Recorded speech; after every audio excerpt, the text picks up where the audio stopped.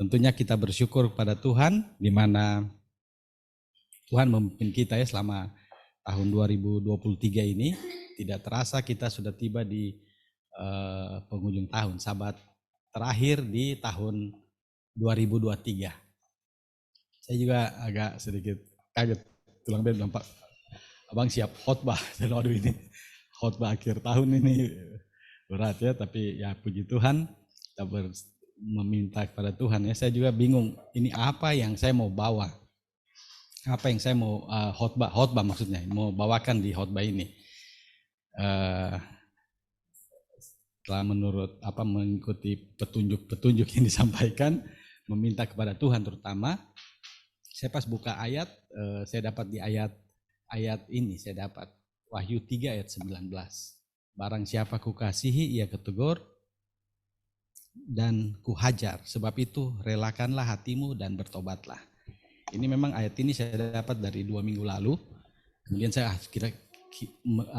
menurut saya mungkin bagus saya bilang relakan hatimu untuk kita bisa bertobat. Dengan cara apa? Nanti ayat selanjutnya juga kita tahu tuh. Yesus bilang apa? Aku berdiri mengetok, kalau yang orang dengar apa? Buka pintu supaya Yesus masuk. Nah ini mungkin yang saya akan bawakan. Baik, saudara, kita lanjut kepada khotbah ini. Sebelum itu kita berdoa lagi. Mari kita berdoa. Bapa di surga, terima kasih untuk sabat yang indah Tuhan sudah berikan buat kami, untuk kami boleh diberikan kesempatan berkumpul beribadah, terutama untuk memuji dan membesarkan nama-Mu, mengakui Engkau sebagai pencipta kami. Tuhan hadir bersama kami, kuasa Roh-Mu menuntun kami agar firman yang kami dengar dan kami pelajari ini boleh menguatkan iman kami, terutama mengubahkan kehidupan kami untuk selalu menyerahkan diri hanya kepadamu. Engkau mengubahkan kami agar kami seturut dengan kehendak-Mu. Terpujilah Engkau Tuhan, ampun dosa kami yang banyak. Dalam nama Yesus kami berdoa, amin. Saudara-saudara, manusia awalnya diciptakan Tuhan itu dikatakan sempurna, baik tubuhnya dan selaras dengan kehendak Allah, dan dikaruniai kuasa berpikir yang mulia dan seimbang. Itu awalnya kita tahu ya. Tetapi karena manusia pertama atau Adam dan Hawa, nenek moyang kita jatuh dalam dosa, dalam arti kata durhaka atau melawan perintah Allah. Waktu Allah suruh jangan makan buah, tapi mereka makan. Akhirnya dikatakan di sini setelah jatuh dalam dosa, kuasa berpikir yang awalnya mulia berubah menjadi rasa mementingkan diri sendiri, dan bahkan mencoba menjauhkan diri atau menyembunyikan diri dari hadapan Tuhan Allah. Akhirnya kita terpisah dari Allah. Itu kita bisa lihat dalam peristiwa waktu Adam dan Hawa jatuh dalam dosa. Kita tahu ya bagaimana Adam dan Hawa saat itu begitu dekat dengan Tuhan, akrab dengan Tuhan, dibilang jalan bersama Tuhan dan rindu. Waktu dengar suara langkah Tuhan mereka apa? Senang sekali. Kalau kita baca di kutipan Nubuat ya. Tetapi saat jatuh dalam dosa, apa yang terjadi? Mereka sembunyi. Mereka takut. Waktu Tuhan tanya dong apa? Tuhan takut Tuhan datang. Karena sudah jatuh dalam dosa, sudah berdosa. Jadi sudah terpisah. Dan mulai saling menyalahkan. Iya toh? Waktu Yesus tanya, Tuhan tanya bagaimana sampai tahu mereka telanjang, mereka bilang apa? Mulai saling tuduh. Adam tuduh Hawa. Ada lagunya tuh, Hawa tuduh ular. Nah ini baru tuduh akhirnya. Nah ini jadi perasaan yang awalnya mulia jadinya saling mementingkan diri. Demikianlah keadaan hati manusia yang belum diperbarui, yang akibat jatuh dalam dosa. Kita bisa lihat di ayatnya dalam Roma 8 ayat 7. Sebab keinginan daging adalah perseteruan terhadap Allah, karena ia tidak takluk kepada hukum Allah. Hal ini memang tidak mungkin baginya. Nah saudara-saudara, kalau kata keinginan daging dalam Roma pasal 8 ayat 7 ini, kalau dalam Alkitab terjemahan lama disebutkan pikiran tabiat duniawi. Itu sama dengan keinginan daging di terjemahan baru ini. Nah ini manusia yang berdosa mempunyai tabiat duniawi atau pikirannya, keinginan hatinya itu memang sudah jadi duniawi, karena dunia ini sudah jatuh dalam kuasa dosa, dikuasai setan ya dikatakan. Makanya oleh sebab itu dikatakan dalam Yohanes 3 ayat 3, Yesus menjawab katanya, "Aku berkata kepadamu, sesungguhnya jika seorang tidak dilahirkan kembali, ia tidak dapat melihat kerajaan Allah." Akibat dosa, manusia terpisah dengan Allah. Dan di sini Yesus bilang, kalau mau melihat kerajaan Allah, ini sama dengan bisa masuk. Kalau di terjemahan lama dikatakan agar bisa masuk ya, atau dalam arti kata bisa berhubungan, bisa bersekutu lagi dengan Allah. Ini harus dilahirkan kembali. Tetapi kembali seperti yang tadi saya katakan, manusia sebagai manusia atau orang duniawi, kita memiliki, atau manusia yang jahat ini memiliki pikiran dan tabiat duniawi. Dalam 1 Korintus 2 ayat 14 dikatakan, tetapi manusia duniawi tidak menerima apa yang berasal dari Roh Allah, karena hal itu baginya adalah suatu kebodohan, dan ia tidak dapat memahaminya, sebab hal itu hanya dapat dinilai secara rohani. Ini yang membuat walaupun sudah dihimbau, diajak, tapi kalau manusia duniawi ini secara alami, maksudnya secara alami karena jatuh dalam dosa, tidak bisa menerima apa yang berasal dari Roh Allah. Kita sudah ikuti bacaan yang baru ya, bacaan rumah tangga yang tadi, bagaimana mereka malah mencemooh, di mana Tuhanmu ya toh, di akhir zaman dikatakan ya. Ini bukan akhir zaman saja, dari sekarang ini. Kalau manusia duniawi tidak, karena itu bagi mereka Allah, surga dan kehidupan nanti itu adalah suatu kebodohan dibilang. Inilah pemahaman dari manusia duniawi. Bagaimana kita atau manusia yang berdosa ini bisa menerima atau bisa memperoleh Roh Allah atau menerima yang berasal dari Roh Allah agar bisa rukun dengan Allah. Ini tentunya seperti ayat sebelumnya, di mana kita harus diperbarui hidup ya tadi ya, dan dapat berhubungan dengan Allah. Ini juga ada ayat yang berikut, kita lihat di dalam Yohanes 14 ayat 6. Kata Yesus kepadanya, "Akulah jalan dan kebenaran dan hidup. Tidak ada seorang pun yang datang kepada Bapa kalau tidak melalui aku." Jadi untuk dapat memperoleh bersekutu ulang dengan Allah, kita hanya boleh memperolehnya hanya melalui kuasa Roh Allah. Tapi sekarang mau ke Allah ini bagaimana? Begitu. Karena kita sudah terputus. Yesus bilang apa? Hanya Yesus. Hanya Yesus jalan. Tadi di bacaan rumah tangga juga dibilang ada, kita lihat tangga ya, seperti mimpi Yakub. Hanya satu jalan yang menghubungkan manusia dunia yang sudah berdosa ini dengan surga, dengan Allah Bapa. Jadi kalau jalan kepada Bapa hanya melalui Yesus, sekarang pertanyaan berikutnya, bagaimana kita yang berdosa ini bisa datang kepada Yesus? Ini kita sudah sering diskusi ya, dalam pelajaran diskusi maupun lain. Tapi kan perlu kita untuk bagaimana caranya nih? Dan ini pertanyaan ini juga banyak ditanyakan oleh orang-orang di luar sana atau di tempat lain. Dan bahkan pada zaman rasul-rasul, di saat kecurahan roh pada hari Pentakosta ya, waktu rasul-rasul mereka berkhotbah, kita sudah tahu bagaimana Petrus dan sahabat dan rasul-rasul lainnya ini berkhotbah, banyak orang yang percaya, dibilang jumlahnya banyak sekali yang dibaptis, berapa ribu orang dibaptis. Dan saat itu dikatakan rasul-rasul menunjukkan dosa-dosa mereka. Mereka sudah salah, mereka salah membunuh anak Allah, gitu. Dan mereka mulai merasa terharu. Di sini kita boleh baca di dalam Kisah 2 ayat 37. Ketika mereka mendengar hal itu, hati mereka sangat terharu. Lalu mereka bertanya kepada Petrus dan rasul-rasul yang lain, "Apakah yang harus kami perbuat, saudara-saudara?" Kemudian jawab Rasul Petrus di dalam ayat selanjutnya, ayat 38. Jawab Petrus kepada mereka, "Bertobatlah dan hendaklah kamu masing-masing memberi dirimu dibaptis dalam nama Yesus Kristus untuk pengampunan dosamu. Maka kamu akan menerima karunia Roh Kudus." Ini kalau mau datang kepada Yesus, Petrus bilang apa? Bertobat, terus apa lagi? Hendaklah memberi diri dibaptis, seperti kata Yesus sebelumnya juga ya, dilahirkan kembali. Kemudian bisa baptis dalam nama Yesus, kemudian menerima kuasa karunia Roh Kudus. Nah, ini menerima karunia Roh Kudus ini sudah yang bisa Yesus ada dalam hati kita, memampukan kita untuk bertobat. Di waktu yang lain, di saat yang lain juga saat berkhotbah di Serambi Salomo, Petrus mengatakannya dalam Kisah 3 ayat 19. Karena itu sadarlah dan bertobatlah supaya dosamu dihapuskan. Sadar dan bertobat. Di dalam terjemahan Alkitab terjemahan lama dikatakan, sebab itu hendaklah kamu menyesal dan bertobat supaya dosamu dihapuskan.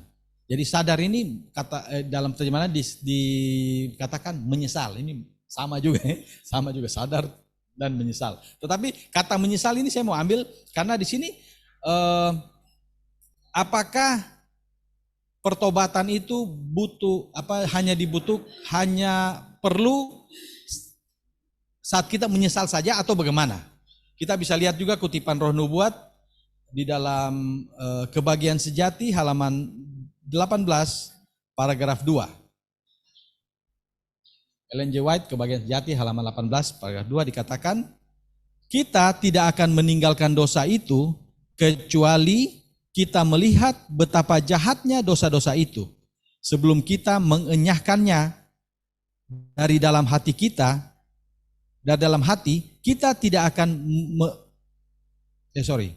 dari dalam hati kita tidak akan ada perubahan yang sesungguhnya di dalam kehidupan. Jadi kalau kita mau meninggalkan dosa kita, kita harus lihat dulu betapa jahatnya dosa-dosa itu. Dan di sini dibilang harus apa? Mengenyahkannya atau apa? Mengusir. Nah itu, mengusir. Atau bisa juga bilang menghilangkan dari hati kita. Kasih hilang. Kalau masih ada, tidak akan mungkin. Di situ dibilang apa? Tidak ada perubahan. Kalau kita hanya menyesal tapi masih ada dosa atau yang kita ingini jahat itu ada dalam hati kita. Saudara-saudara, di dalam Alkitab ada beberapa contoh orang yang gagal dalam pertobatan. Dia mau bertobat tapi gagal. Ini ada banyak tapi di sini saya ambil beberapa saja.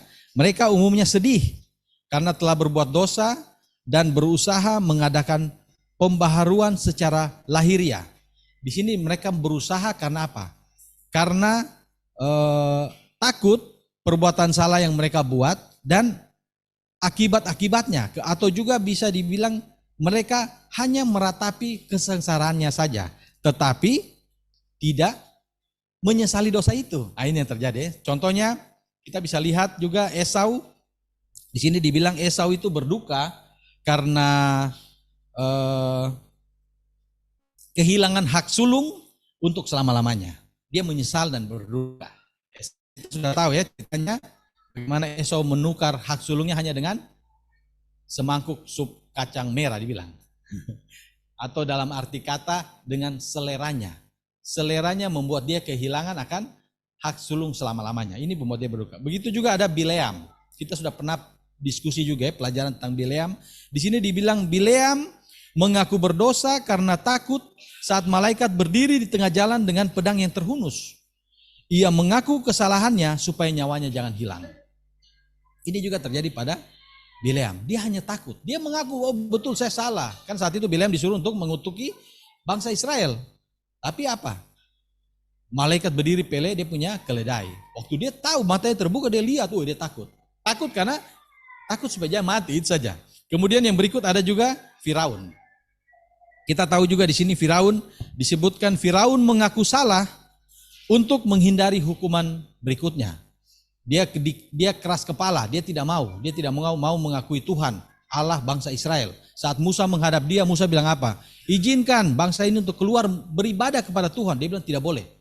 Tidak mau. Musa kasih kutuk, banyak kutuk. Anak-anak sudah hafal ya, ada 10 tulah yang di Mesir. Sampai tulah ke-10 akhirnya dia apa? Merelakan, sudah pergi sudah. Karena takut. Berikutnya mungkin lebih parah lagi, makanya pergi. Tetapi apa yang terjadi? Kembali melawan Allah, begitu kutuk dihentikan. Begitu kutuk tidak ada, dia sadar dan dia punya hati jahat itu, serang lagi, kejar lagi bangsa itu, bunuh lagi mereka. Akhirnya dia binasa. Kemudian berikut juga ada Yudas Iskariot, salah satu murid Yesus. Murid yang bersama-sama dengan Yesus kurang lebih 3,5 tahun. selama Yesus jalan di dunia menginjil, menolong orang sakit dan lain-lain, itu Yudas bersama-sama. Tetapi di sini dikatakan Yudas berseru, "Aku berdosa sebab menyerahkan darah orang yang tidak bersalah." Yudas menyesal. Dia menghadap imam-imam kepala ahli Taurat ya, waktu saat mereka mengkasih dia 30 keping perak untuk harga harga gurunya, harga Yesus, harga seorang budak ya saat itu.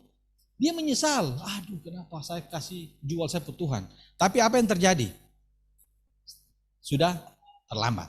Kita bisa baca juga ya, bagaimana di malam sebelumnya saat makan bersama dalam perjamuan makan malam bersama murid-murid ya, dalam Kerinduan Segala Zaman, jilid 2 halaman 288 paragraf 1.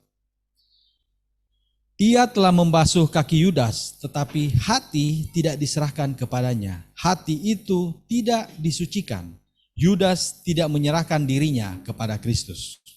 Bagaimana kita lihat ya, seorang yang akrab, Yudas itu sama-sama. Bahkan waktu perjamuan, kita sudah bahas waktu sahabat lalu ya, saudara Tamunan jelaskan, Yesus cuci kaki Yudas yang pertama. Baru murid-murid lain, terakhir Yohanes murid yang kasih. Yesus mengasihi Yudas, begitu juga mengasihi murid-murid yang lain. Kalau kita baca di Yohanes itu jelas ya, diskusi kita sahabat-sahabat berikut. Bagaimana karena kasihnya, Yesus tidak mau Yudas ini hilang.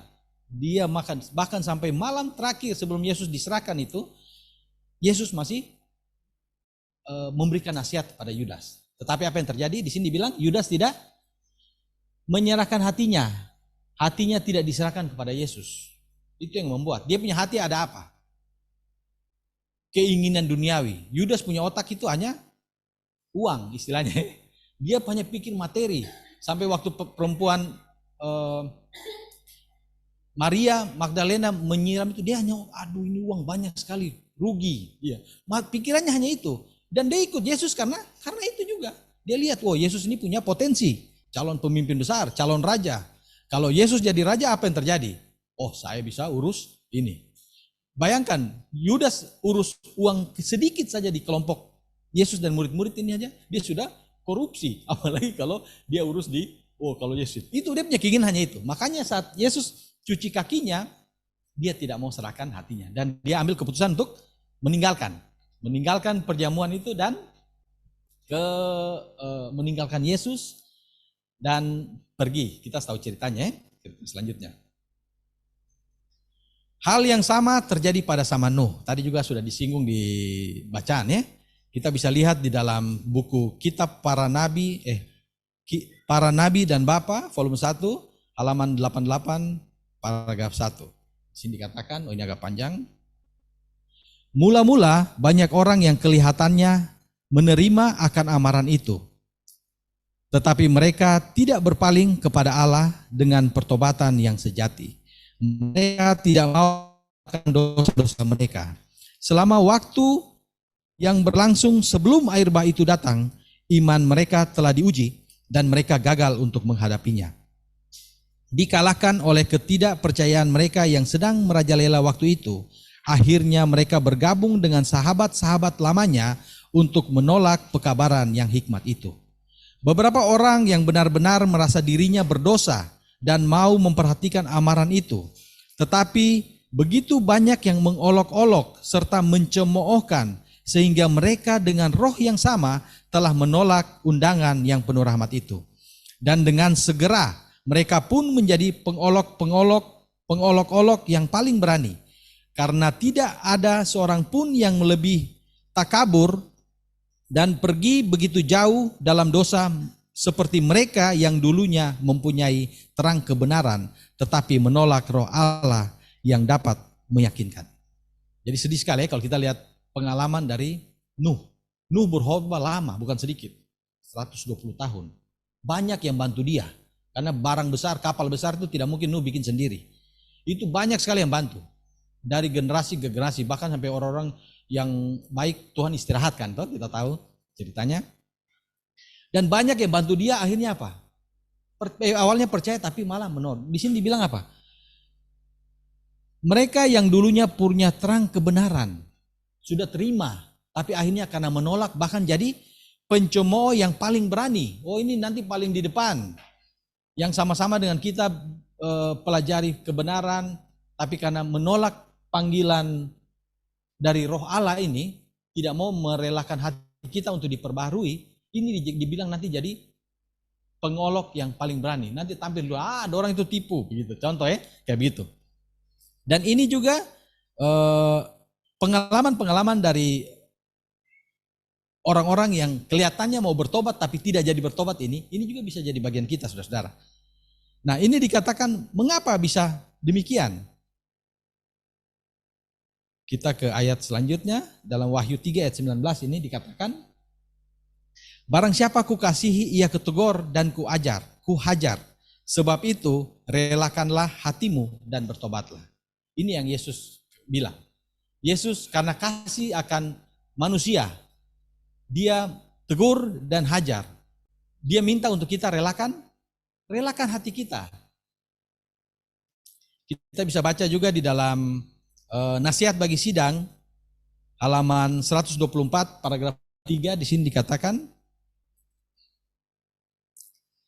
tetapi jika kamu bebas dari ganjaran yang harus diderita setiap orang, maka kamu bukanlah anak, tetapi anak-anak gampang. Dalam Ibrani 12 ayat 8. Tuhan kita telah mengatakan, barang siapa kukasihi ia kutegur dan kuhajar. Sebab itu relakanlah hatimu dan bertobatlah. Wahyu 3 ayat 19. Memang tiap-tiap ganjaran pada waktu ia diberikan tidak mendatangkan sukacita, tetapi duka cita. Tetapi kemudian ia menghasilkan buah kebenaran yang memberikan damai kepada mereka yang dilatih olehnya. Ibrani 12 ayat 11.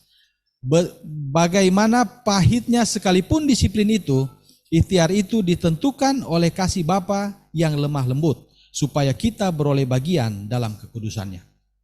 Jadi saudara-saudara, bagaimana ya? Karena kasih Bapa sehingga dia menegur kita, dia menghajar kita. Maunya Bapa apa? Kita jangan binasa. Yesus datang ke dunia ini maunya untuk apa? Semua manusia ini selamat. Ini kita bisa lihat juga di dalam kitab Ayub dan Amsal berikut ini bagaimana kasih Allah bagi manusia. Dan kita disebut berbahagia, jangan bosan dan jangan menolak didikan Allah. Dalam Ayub 5 ayat 17 di sini dikatakan, sesungguhnya berbahagialah manusia yang ditegur Allah, sebab itu janganlah engkau menolak didikan yang maha kuasa. Jadi kalau kita ditegur, berbahagia. Karena apa? Karena Allah mengasihi kita. Jangan menolak didikan yang maha kuasa. Kemudian ayat selanjutnya di dalam Amsal 3 ayat 11 di sini bilang, hai anakku, janganlah menolak didikan Tuhan dan janganlah engkau bosan akan peringatannya. Jadi jangan tolak dan jangan bosan. Diingatkan, jangan bosan-bosan. Ingat. Karena apa? Karena Allah mengasihi kita. Allah mau untuk kita jangan binasa. Ini. Kemudian di dalam Kebahagiaan Sejati halaman 19 paragraf 2 dibilang di sini dikatakan, tetapi apabila hati menyerah kepada pengaruh Roh Allah, maka hati nurani akan dihidupkan dan orang yang berdosa akan melihat hal-hal yang dalam dan kekudusan hukum Allah yang suci, dasar pemerintahan Allah di surga dan di dunia. Apabila kita menyerahkan hati kita kepada pengaruh roh Allah, maka di sini hati kita akan disucikan. Kita bisa dimampukan untuk melihat. Ya. Tadi di ayat yang sebelumnya kita baca tadi, hal-hal rohani saja yang bisa mengerti. Kita bisa pahami maksud Allah itu kalau apa hal rohani. Kalau kita punya manusia duniawi, kita tidak akan paham. Maka kita akan mencoba, bilang apa nasihat-nasihat apa lagi nih. Tidak ada baiknya. Bahkan kita jadi berdebat atau hal-hal yang ini. Tapi kalau kita menyerahkan hati kita kepada kuasa atau pengaruh Roh Allah, ini akan kita lihat ya. Kemudian selanjutnya dalam ayat 20, Wahyu pasal 3 ayat 20 dikatakan, lihat aku berdiri di muka pintu dan mengetok. Jikalau ada orang yang mendengar suaraku dan membukakan pintu, aku akan masuk mendapatkannya. Dan aku makan bersama-sama dengan dia dan Ia bersama-sama dengan aku. Yesus mengasihi kita. Dia mau untuk apa? Kita selamat. Caranya apa? Kita pakai usaha sendiri bisa? Tidak bisa. Kita sudah sering bahas ya. Kita sudah tahu tidak bisa. Kita mau usaha sendiri tidak bisa. Kuncinya kita relakan hati kita. Rela hati agar Yesus bisa masuk. Kalau kita tidak rela dalam arti kata memberikan buka hati, iya toh? Buka hati. Supaya Yesus masuk. Kalau Yesus masuk, Yesus yang bisa bersihkan itu. Pengaruh-pengaruh jahat itu bisa hilang dari keinginan hati kita. Jadi poin penting dalam pertobatan adalah penyesalan. Tadi sudah ada ya penyesalan, kemudian relakan hati kepada Yesus dan izinkan Dia masuk agar Dia menguasai dan bersihkan hati kita. Seperti dalam Kebahagiaan Sejati halaman 68 paragraf 1. Dikatakan, jika Kristus tinggal di dalam hati, maka semua tabiat akan diubahkan. Roh Kristus, kasih-Nya melembutkan hati, menaklukkan jiwa, serta meluhurkan pikiran-pikiran dan keinginan terhadap Allah dan surga. Ini yang terjadi apabila Kristus tinggal di dalam hati. Semua tabiat akan diubahkan. Kita manusia duniawi, tentunya tadi dibilangnya tabiat kita adalah duniawi, iya toh? Jahat. Kita sering bilang, aduh sudah manusiawi, orang jahat, marah, berdusta, kemudian itu sudah manusia. Kan sering kan membenarkan diri. Padahal apa? Kalau Yesus dalam hati, tabiat itu bisa diubah. Kita yang tadinya jahat bisa berubah. Kita perlu ingat juga ya dalam amaran juga dalam Wahyu 3 ayat 3, di sini dibilang, karena itu ingatlah bagaimana engkau telah menerima dan mendengarnya. Turutilah itu dan bertobatlah. Karena jika engkau tidak berjaga-jaga, aku akan datang seperti pencuri dan engkau tidak tahu waktu manakah aku tiba-tiba datang kepadamu. Kita sudah dengar amaran tentang akhir zaman tadi ya, sudah sangat jelas sekali. Di sini dibilang kita sudah menerima dan mendengar. Jadi apa? Ingat. Dibilang tuh ingat. Kita sudah kurang lebih bersama-sama mempelajari kebenaran ini sudah berapa tahun ya? 6 tahun ya. 6 tahun. Umur siapa ini? Seumur Paula. 6 tahun. 6 tahun itu masih anak-anak, tapi bukan berarti sebentar. 6 tahun lama. 6 tahun lama. Kita sudah terima, kita sudah dengar. Tapi yang jadi pertanyaan, apakah kita sudah menurut dan bertobat? Menurut dalam arti kata mengikuti pekabaran ini atau bertobat. Saudara-saudara, sebagai orang tua, nah saya juga sebagai orang tua, ini juga jadi pelajaran buat saya juga, bagaimana pentingnya menasehati anak-anak kita. Pentingnya seorang pengikut Tuhan atau murid Tuhan menasihati atau mengingatkan sahabat-sahabatnya. Pentingnya seorang pemimpin, nah seperti kemarin kita ada dapat kutipan yang panjang tuh di grup, ini penting. Mengingatkan kepada kelompok atau sahabat-sahabat atau istilahnya jemaat begitu ya, seperti itu. Pentingnya nasihat-nasihat ini. Penting nasihat untuk apa? Supaya kita bisa ingat dan dibilang apa? Terima, turut dan bertobat. Nah, ini penting. Kita juga bisa lihat ya di dalam kutipan buku Ellen G. White, Kisah Para Rasul, halaman 79 ayat 2. Di sini Raja Daud memberikan nasihat pada masa tuanya kepada anaknya Salomo. Baik saudara, mohon maaf ada terputus tadi. Baik, kita akan melanjutkan khotbah ini. Dalam Wahyu 3 ayat 20, kita ulang lagi ya. Kita ulang ke slide yang sebelumnya. Dikatakan, lihat aku berdiri di muka pintu dan mengetok. Jika ada orang yang mendengar suaraku dan membukakan pintu, aku akan masuk mendapatkannya, dan aku makan bersama-sama dengan dia, dan ia bersama-sama dengan aku. Jadi poin penting dalam pertobatan kita adalah penyesalan akan dosa. Yang pertama toh. Kemudian relakan hati, seperti ayat 19 tadi bilang, dan izinkan Yesus masuk dan menguasai atau membersihkan hati kita dari semua dosa. Kita bisa lihat di kutipan Roh Nubuat selanjutnya di dalam Kebahagiaan Sejati halaman 68 paragraf pertama. Di sini dibilang, jika Kristus tinggal di dalam hati, maka semua tabiat akan diubahkan. Roh Kristus, kasih-Nya melembutkan hati, menaklukkan jiwa, serta meluhurkan pikiran-pikiran dan keinginan terhadap Allah dan surga. Jadi apabila Kristus tinggal di dalam hati, sudah tentu tabiat kita bisa diubahkan. Yang tadinya jahat menjadi baik atau selaras dengan Yesus. Dan perlu kita ingat juga apa yang dikatakan dalam Wahyu 3 ayat 3. Karena itu ingatlah bagaimana engkau telah menerima dan mendengarnya. Turutilah itu dan bertobatlah. Karena jika engkau tidak berjaga-jaga, aku akan datang seperti pencuri dan engkau tidak tahu pada waktu manakah aku tiba-tiba datang kepadamu. Saudara-saudara, ini amaran untuk kita juga saat ini.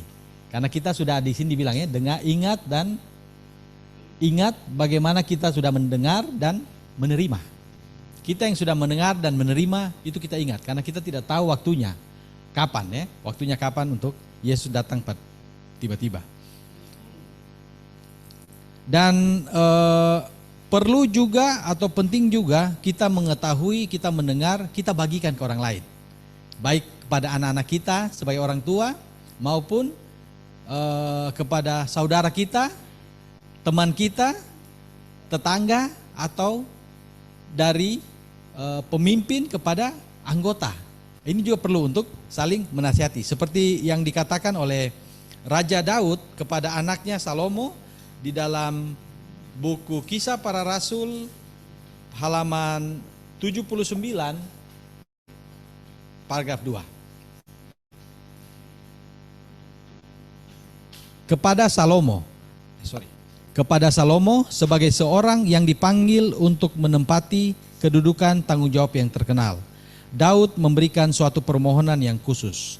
Dan engkau anakku Salomo, kenallah Allahnya ayahmu dan beribadahlah kepadanya dengan tulus ikhlas dan dengan rela hati. Sebab Tuhan menyelidiki segala hati dan mengerti segala niat dan cita-cita. Jika engkau mencari Dia, maka Ia berkenan ditemui olehmu. Tetapi jika engkau meninggalkan Dia, maka Ia akan membuang engkau untuk selama-lamanya. Camkanlah sekarang, sebab Tuhan telah memilih engkau. Kuatkanlah hatimu. Saudara-saudara, dalam kutipan ini Raja Daud memberikan nasihat kepada Salomo. Daud bukan berarti tidak pernah jatuh. Daud juga kita sudah diskusi lalu, Daud ini pernah setia sekali, jatuh, bisa pernah bergantung. Demikian halnya dengan anaknya Salomo. Tetapi perlunya di sini bagaimana kita mengenal. Di sini dibilang mengenal dan beribadah kepada Allah yang benar. Di sini dibilang Allahnya ayahmu atau Allahnya Daud. Allahnya Daud itu siapa? Itu adalah Allah Abraham, Ishak dan Yakub, atau Allahnya bangsa Israel. Karena saat itu kan ada Allah bangsa Israel atau Allah Bapa, Allah ini, dan ada Allah lain atau Baal. Kita sudah diskusi pada setiap Rabu malam nih.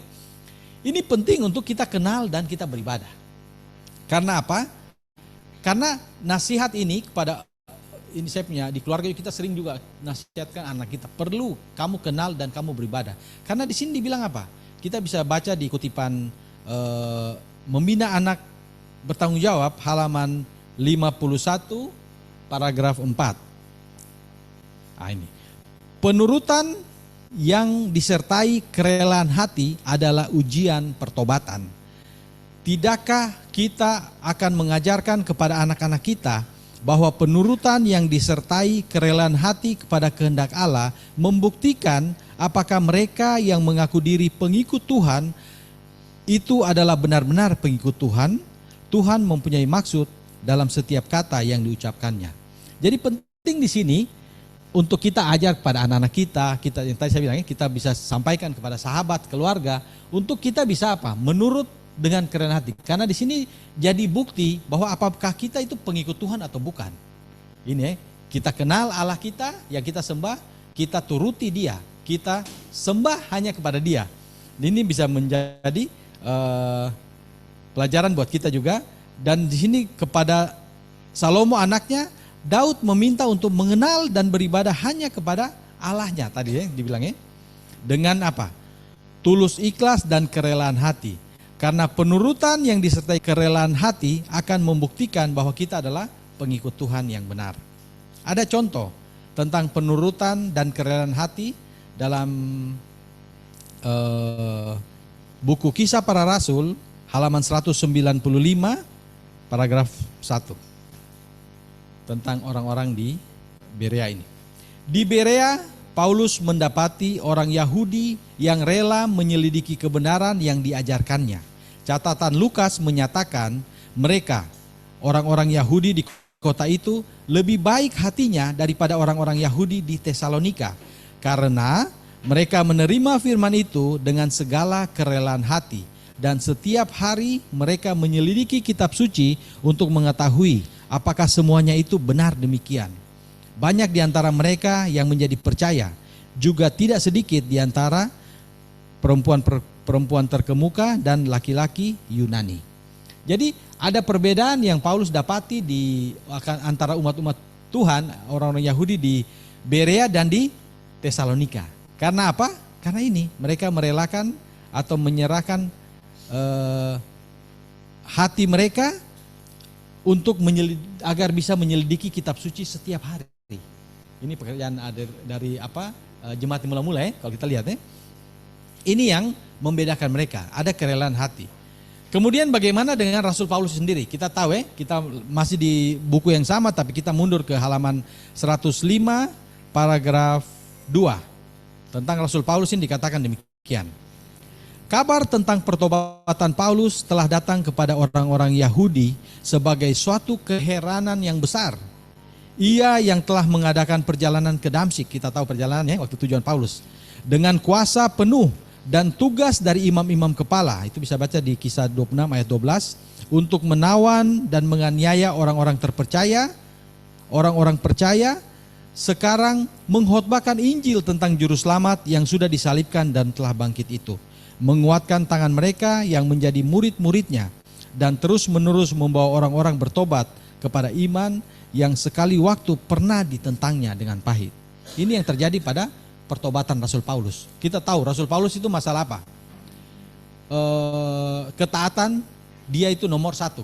Boleh dibilang begitu Walaupun tidak dicatat tapi dia boleh dibilang begitu. Karena dia menurut, dia itu keturunan dari suku Benyamin. Disunat tepat sesuai dengan kebiasaan orang Yahudi. Kemudian dalam hal menuruti firman Tuhan tidak cacat. Dia seorang Sanhedrin, seorang ahli agama di bangsa Yahudi, Farisi. Untuk penganiaya jemaat dia nomor 1 karena dia merasa dia berbuat itu untuk membela Tuhan. Jadi dia menganiaya, ini orang-orang sesat, dia aniaya. Tetapi semuanya dianggap apa? Sampah. Karena Yesus. Setelah mengenal Yesus semuanya dianggap tidak ada artinya, tidak ada gunanya. Karena Yesus. Ini perubahan yang terjadi pada Rasul Paulus saat dia bertobat. Dan di pengalaman dari pendeta James White dan Nyonya White di dalam Nasihat bagi Sidang halaman 19 paragraf 5 dikatakan, Tuhan mengasihi umatnya di Basnil sebagaimana ia mengasihi semua orang yang berharap padanya. Barang siapa kukasihi ia kutegur dan kuhajar, sebab itu relakanlah hatimu dan bertobatlah. Sudah tentu diingat oleh beberapa orang yang hadir ketika orang-orang melihat hati mereka sendiri sebagaimana Tuhan melihatnya. Mereka mengerti keadaan mereka yang sebenarnya dan merindukan suatu perubahan dalam kehidupan mereka. Inilah maksud yang sebenarnya untuk banyak khayal yang diberikan kepada Nyonya White.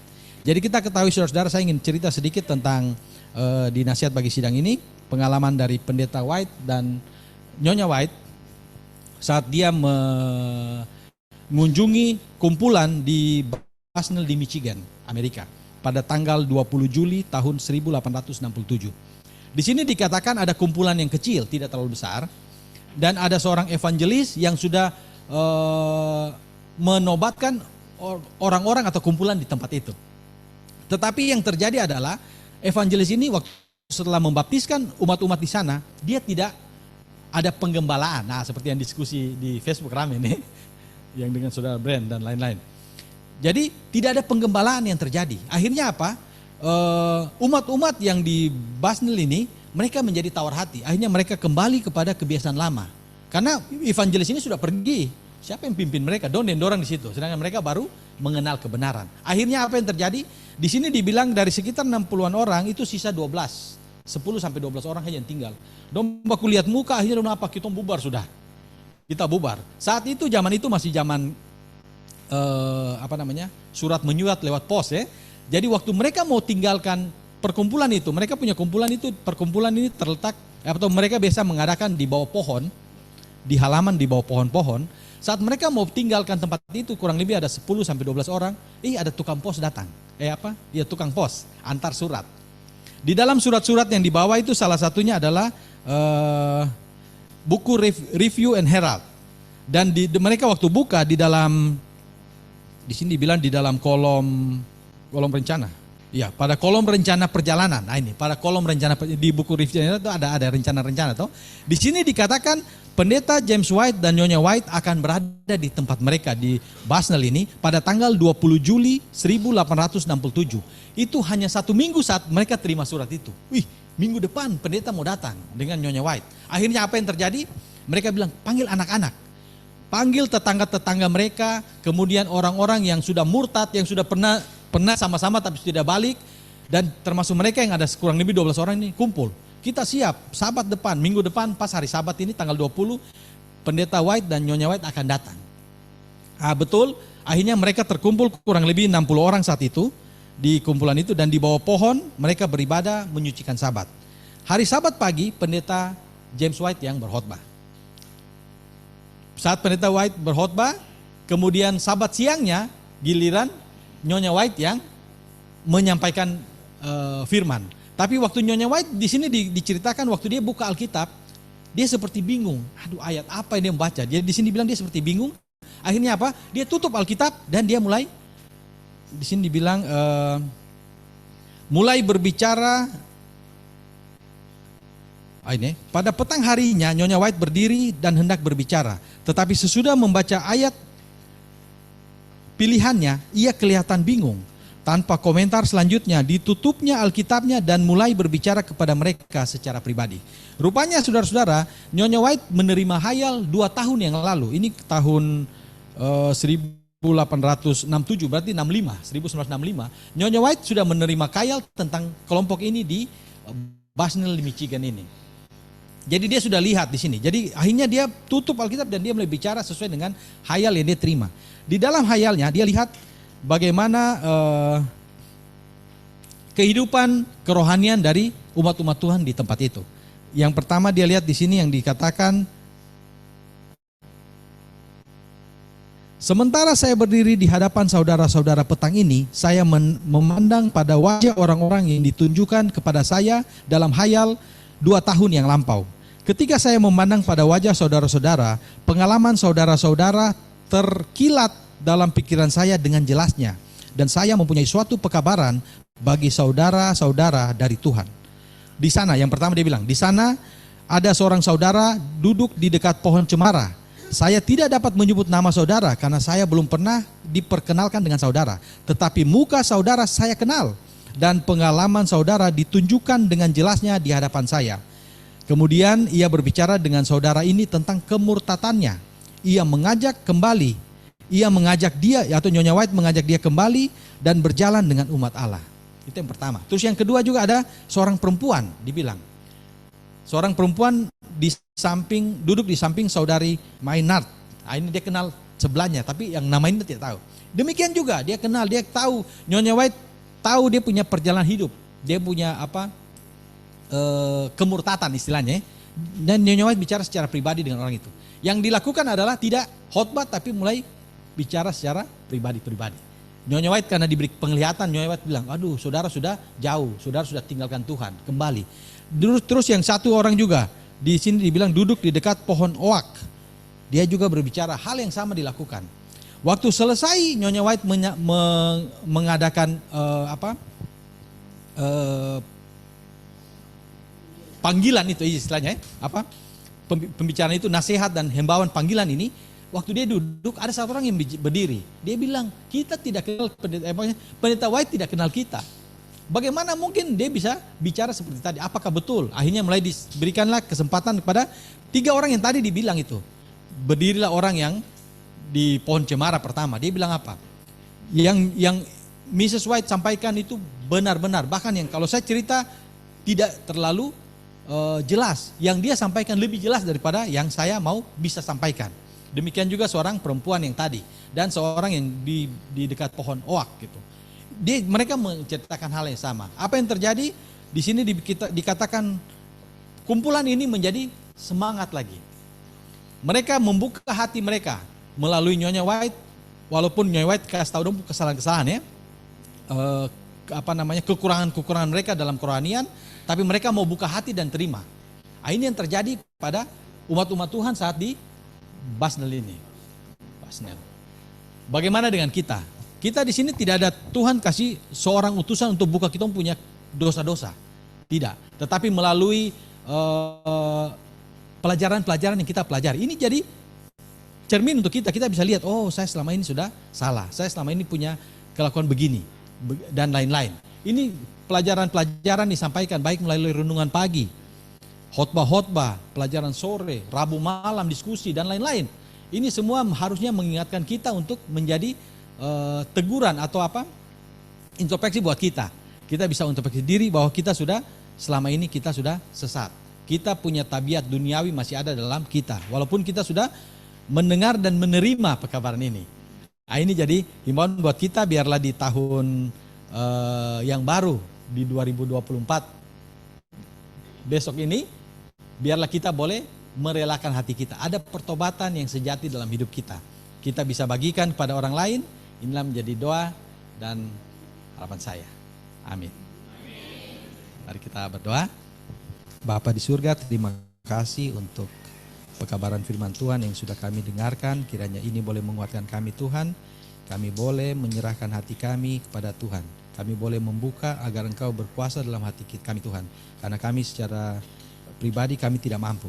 Kami tidak mampu mengalahkan godaan cobaan dari setan.